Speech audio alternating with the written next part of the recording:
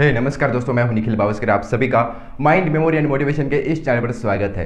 दोस्तों, आज के इस वीडियो में हम बात करने वाले हैं स्मार्ट स्टडी क्या होती है और कैसे की जाती है इसके बारे में। तो चलिए जानते हैं स्मार्ट स्टडी। स्मार्ट स्टडी हमने बहुत बार सुना है, तो क्या है ये? देखिए दोस्तों, स्मार्ट स्टडी क्या होती है, अगर इसको समझना है तो मैं आपको एक एग्जाम्पल के जरिए इसको समझने की कोशिश करूंगा। क्या है ये एग्जाम्पल? देखिए, दो दोस्त हैं, एक का नाम है अजय तो दूसरे का नाम है विजय। जी हाँ, एक अजय है तो दूसरा विजय है। अजय 10 घंटे पढ़ाई करता है, विजय 5 घंटे ही पढ़ाई करता है। कितने? केवल 5 घंटे पढ़ाई करता है। अजय 10 घंटे पढ़ाई करने के बावजूद भी उसका रिजल्ट आता है 60 to 62% के बीच में, और विजय केवल 5 घंटे पढ़ाई करता है लेकिन उसका रिजल्ट आता है 90 to 95%। क्यों?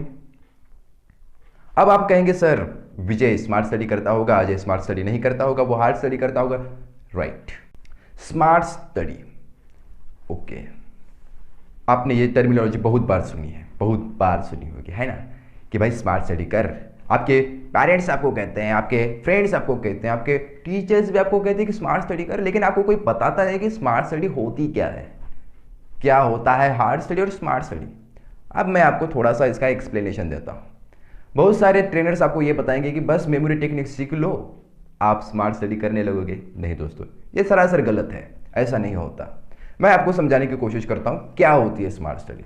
देखिए दोस्तों, मैंने बहुत सारे बच्चों को देखा, मैं अपने दोस्तों के साथ पढ़ाई करते हुए उनको देखा, बहुत सारे लोगों को मैंने बारीकी से देखा, और तब जाकर मैंने उन 5 डायमेंशंस को विकसित किया है। अगर इन 5 डायमेंशंस पर आप भी काम करते हैं तो आप भी स्मार्ट स्टडी करेंगे, ऐसा मैं 100% कह सकता हूँ।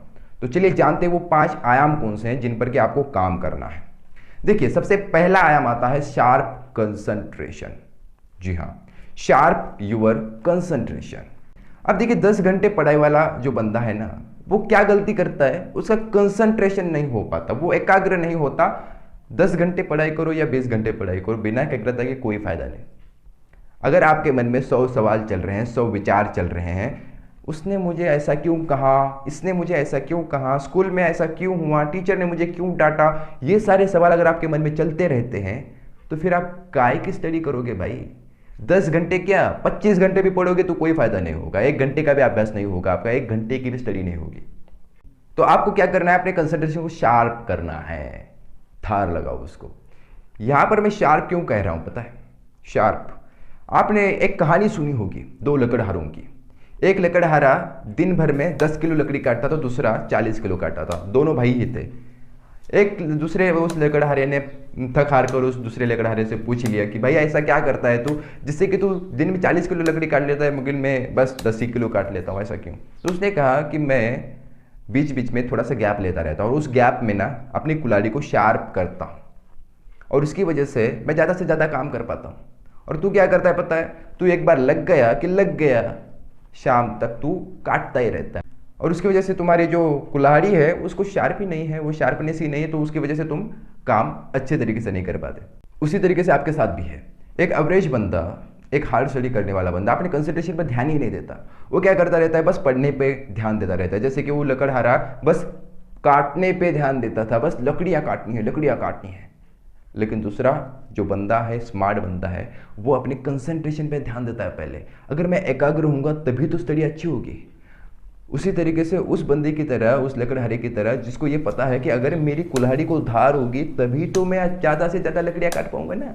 तो यही हो फर्क है दोस्तों, जानिए समझिए। हमारे कंसंट्रेशन को अगर हम शार्प कर लेंगे तो हमें ज़्यादा से ज़्यादा स्टडी कम समय में करने की आदत हो जाएगी, है ना।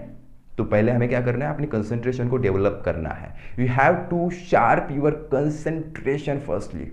तो ये कैसे करना है, इसके लिए मैंने आपको थॉट प्रोसेस बता रखा है कंसंट्रेशन की, उस वीडियो में जाकर आप देख सकते हैं। तो उस थॉट प्रोसेस को फॉलो करें और उसके बाद आप अपने कंसंट्रेशन को शार्प कर लेंगे, ठीक है। अब इसके बाद हम अगले डायमेंशन के ऊपर बात करते हैं, और वो कौन सा है पता है?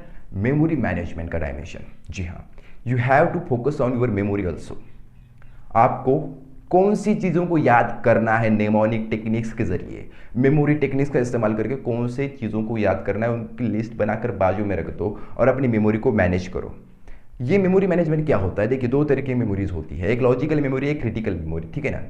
और कुछ इस तरीके का डाटा होता है जैसे कि जो अंडरस्टैंडिंग करके आप याद कर सकते हैं, एक ऐसा भी डाटा होता है, और दूसरा डाटा ऐसा होता है जिसको कि आप लाख अंडरस्टैंड करो फिर भी याद नहीं रख पाते, जैसे कि हार्ड फैक्ट्स होती हैं, फॉर्मूलेज होते हैं, साइंस के कुछ ऐसे पीरियोडिक टेबल वगैरह जैसी चीज़ें होती हैं, तो उनको आप कितना भी समझो याद नहीं कर पाते, तो उनको आप क्या करें, मेमोराइज टेक्निक्स के जरिए उनको याद करने की कोशिश करें, और बचा हुआ जो अंडरस्टैंडेबल डाटा है उसको समझ कर ही पढ़े और उसके बाद में उसको याद करने की कोशिश करें। ठीक है, तो ये होता है मेमोरी मैनेजमेंट। कौन सी चीज़ें आपको निमोनिक सिस्टम से याद करनी है और कौन सी सिस्टम आगे आने वाली अंडरस्टैंडिंग के जरिए याद करनी है, वो सारी बातों को आपको मैनेज करना है, और ये होता है मेमोरी मैनेजमेंट।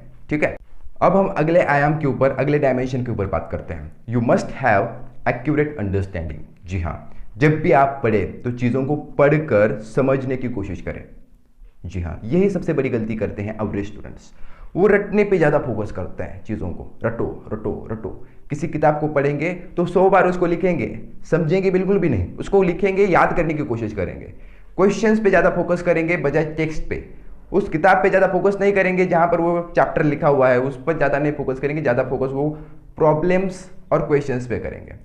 लेकिन एक होशियार बंदा वो होता है जो पहले चैप्टर पे फोकस करता है, चैप्टर से वो खुद को चैप्टर बना लेता है, और बाद में जो उसके क्वेश्चंस है, प्रॉब्लम्स है, उसको वो इजीली हल कर लेता है, क्योंकि उसको पता है अगर मैं चैप्टर को अच्छी तरीके से समझ के पढ़ूंगा तो सारे क्वेश्चंस तो यूं चुटकियों में सॉल्व हो जाएंगे। तो यही है, यही आपको करना है। क्या करना है, अपनी अंडरस्टैंडिंग को एक्यूरेट लेवल पर लेके जाना है और ज़्यादा से ज़्यादा अंडरस्टैंडिंग पे फोकस करना है। याद करने से भी ज़्यादा मुझे लगता है कि ज़िंदगी में किसी भी स्टूडेंट के लिए ज़्यादा ज़रूरी है तो वो है अंडरस्टैंडिंग। लोगों ने याद करने का तो बस हवा बना कर रखा है, ये याद करो, वो याद करो, ये याद करना चाहिए, वैसा याद करना चाहिए। नहीं, कोई नहीं, बस आप अंडरस्टैंड कर लो चीज़ों को, आपकी 90% चीज़ें तो यूं ही याद हो जाएंगी। लेकिन जो 10% चीज़ें बची हैं ना, जिनको आप याद नहीं कर पाते, उनको इन मेमोरी टेक्निक्स का इस्तेमाल करके याद कर लो। सिंपल सी बात है। ओके, तो अंडरस्टैंडिंग पे ज़्यादा फोकस करो। इसके बाद अगला नंबर, अगला dimension, regular revision. Regular revision, जी हाँ, why I am saying regular revision. मैं रेगुलर रिविजन क्यों कह रहा हूँ? देखिए, अंडरस्टैंडिंग से आपके ब्रेन में एक नर्व का पैटर्न बन जाता है, और जब आप उनको रेगुलरली रिवाइज करते हैं ना, तो यही पैटर्न स्ट्रॉन्ग बन जाता है, और ये इतना स्ट्रॉन्ग बन जाता है कि वो आपका ही हिस्सा बन जाता है। जब आप रिवाइज करते हैं चीज़ों को बार बार बार बार, तब वो सारी बातें आपका हिस्सा बन जाती हैं, आपके नॉलेज का वो हिस्सा बन जाती हैं। किसी भी किताब को एक बार पढ़ोगे कुछ याद नहीं रहेगा, जब आप उसी किताब को 2 बार पढ़ोगे, 3 बार पढ़ोगे, 10 बार पढ़ोगे, 15 बार पढ़ोगे, तब वो किताब आपका हिस्सा बन चुकी होगी। आप उस किताब को जाने अनजाने में अपनी कृतियों से, अपने एक्शंस से इस्तेमाल करना चालू कर दोगे होगे। इसलिए किसी भी किताब को पढ़ते वक्त उसका रिवीजन करना बेहद ज़रूरी है, और स्टडी करते वक्त भी हर किसी का रिवीजन करना बेहद बेहद बेहद ज़रूरी है। ओके, तो please regularly revise your chapters, your study. अब हम सबसे आखिरी और सबसे इंपॉर्टेंट डायमेंशन के बारे में बात करेंगे, वो है टाइम मैनेजमेंट का डायमेंशन। जी हाँ, इसको आप टाइम टेबल की तरह भी ले सकते हैं। देखिए दोस्तों, आपको कैसा टाइम टेबल बनाना है ये आप पे डिपेंड है, मैं इसके बारे में आपको नहीं बता सकता, लेकिन हाँ, एक छोटी सी हिंट जरूर दे सकता हूँ। एक एवरेज बंदा और एक स्मार्ट बंदे के बीच में एक छोटा सा फर्क होता है, और वो ये है कि ये जो बंदा है ना, ये भी टाइम टेबल बनाता है, लेकिन इसको लगता है कि मुझे टाइम जो है ना वो कम मिला है, और वो कम से कम 10 घंटे होते हुए भी वो उसको टाइम कम लगता है, और वो क्या करने की कोशिश करता है, 1 घंटा मैंने ये पढ़ा, वो घंटा वो पढ़ूंगा, 2 घंटे वो पढ़ूंगा, 3 घंटे वो पढ़ूंगा, ऐसा करके वो अपने टाइम को मैनेज करने की कोशिश करता है। लेकिन स्मार्ट बंदा उसको स्मार्ट तरीके से कैटेगराइज करता है, और बाद में 45 मिनट के वो सेशंस रखता है। ये क्या होते हैं 45 मिनट का सेशन? देखिए, अगर आप 45 मिनट पढ़ाई करेंगे किसी भी चैप्टर को लेकर, अगर आप 45 मिनट उसको पढ़ते हैं, और उसके बाद 15 मिनट का अगर आप ब्रेक लेते हैं, और उसके बाद फिर से 45 मिनट आप पढ़ें, बाद में 15 मिनट का ब्रेक, फिर 45 मिनट, फिर 15 मिनट का ब्रेक, बस ऐसे आपको करना है। क्यों करना है? यहाँ पर जो आप 15 मिनट का ब्रेक लेने वाले हैं ना, यहाँ पर आपके कंसंट्रेशन को आपको शार्प बनाना है। कैसे बनाते हैं शार्प? थॉट प्रोसेस के जरिए।